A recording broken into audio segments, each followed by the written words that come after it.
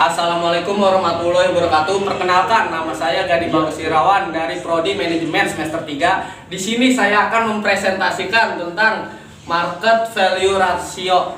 Yang pertama ada pengertian analisis rasio. Analisis rasio akan dapat menjelaskan atau memberikan gambaran kepada analisis tentang baik atau buruknya posisi keuangan suatu perusahaan, terutama apabila angka rasio tersebut dibandingkan dengan analisis rasio pembandingan yang digunakan sebagai standar.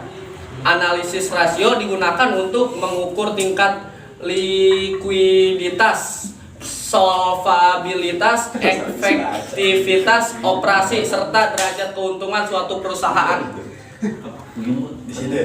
Berdasarkan sumber analisis, rasio keuangan dibedakan. 1. Perbandingan internal, tim series analisis, membandingkan rasio finansial perusahaan dari satu periode ke periode lainnya. 2. Perbandingan eksternal, cross sectional approach. Apalah ini? Memori lo remote. 3.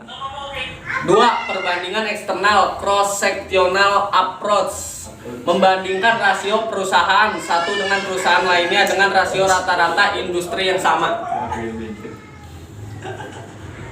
Selanjutnya, macam-macam analisis rasio. 1. Ada likuiditas. 2. Ada rasio solvabilitas. 3. Ada rasio aktivitas. Dan 4. Ada rasio profitabilitas. Rasio likuiditas untuk mengetahui kemampuan di bidang dalam melunasi hutang-hutang jangka pendeknya. Rasio likuiditas lanjutan. Rasio lancar sama dengan aktiva lancar, hutang lancar, ketentuan standar industri 2 kali. Rasio cepat sama dengan aktiva lancar, persediaan, hutang lancar, ketentuan standar industri 1,5 kali.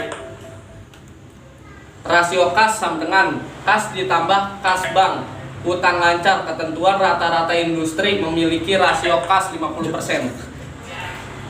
Rasio manajemen hutang, solvabilitas atau leverage, untuk mengetahui kemampuan perusahaan dalam melunasi kewajiban jangka panjangnya.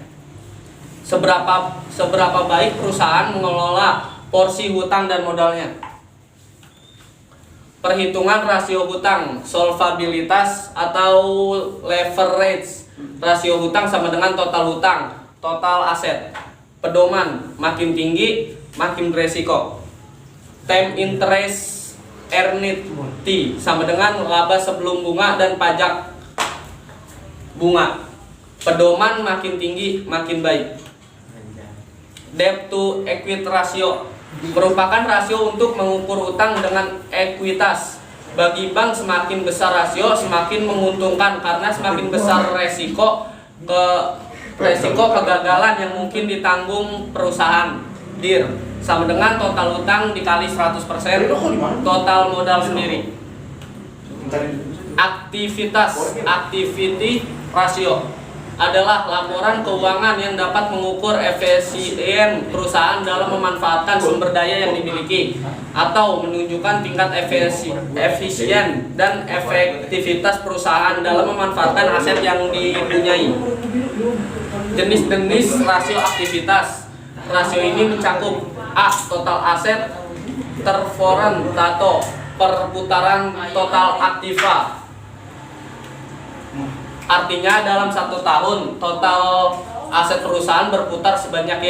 Sedang sangat tidak umum untuk tato, terutama jika perusahaan memiliki sangat banyak dalam kurung besar aset tetap. Karena hal ini berarti ibarat perusahaan mengalami obesitas atau kegemukan sehingga sulit menghasilkan penjualan yang memadai, sampai aset perusahaan tidak dapat berputar bahkan sekali saja dalam setahun. B. Perputaran piutang. C. Inventory turnover. 4. Renabilitas, profitability ratio adalah analisis laporan keuangan yang mengukur kemampuan perusahaan dalam menghasilkan laba. profit margin (PM) digunakan untuk mengetahui kemampuan perusahaan menghasilkan laba tertentu pada tingkat penjualan tertentu. PM sama dengan laba bersih penjualan. Digunakan untuk mengetahui kemampuan perusahaan debitur dalam menghasilkan laba dengan menggunakan seluruh aset yang dimiliki. ROA laba bersih total aset. Return on equity dalam kurung ROE digunakan untuk mengetahui kemampuan perusahaan atau debitur dalam menghasilkan laba berdasarkan modal tertentu. ROE sama dengan laba bersih atau IP modal saham. Ya, sekian dari saya Gani Bagus Irawan, kurang lebihnya mohon maaf.